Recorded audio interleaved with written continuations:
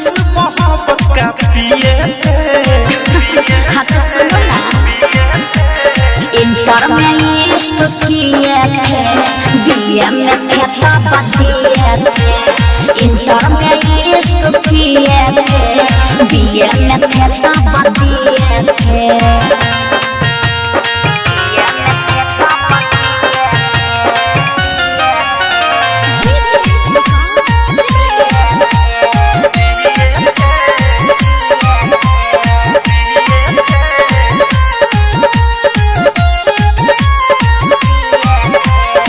नौमा में नैना एगो लइका से लड़ल, मैट्रिक में अब ते वो मन पना चढ़ल। न जाने कितना ले भइल नेगलेक्ट हो, आइए में यही तक कोई सेलेक्ट हो। अरे का कोई दिल के भागई। नौमा में नैना एगो लइका से लड़ल, मैट्रिक में अब ते वो मन पना चढ़ल।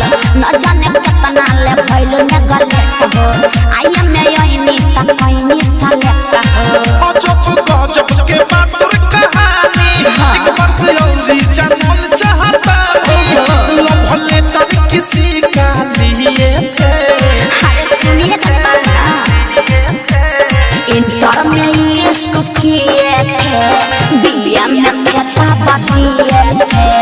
इंटर में इश्क किए थे, बीए में थे तब दिए थे।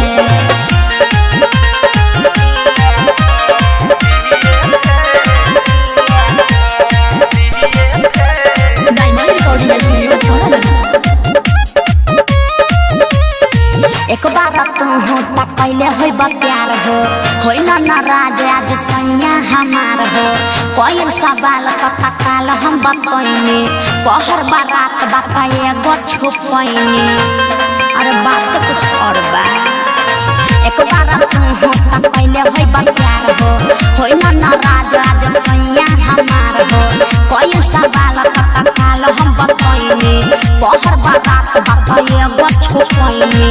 पूरा बतैलू कुछ रहल न से सह। अच्छा से खुश बाबे मासूम निते सह। दिल अवध से अनुराग सिए थे। सुनिए ना, अरे इंटर में इश्क किए थे, बीए में थे तब दिए थे। इंटर में इश्क किए थे, बीए में थे तब दिए थे। सच बतावा जब पढ़त रहूं काका कुमारे में करत रहूं। क्या जूस मोहब्बत का पिए थे। हाँ तो सुनो ना, इंटर में इश्क किए थे, बीए में थे तब दिए थे।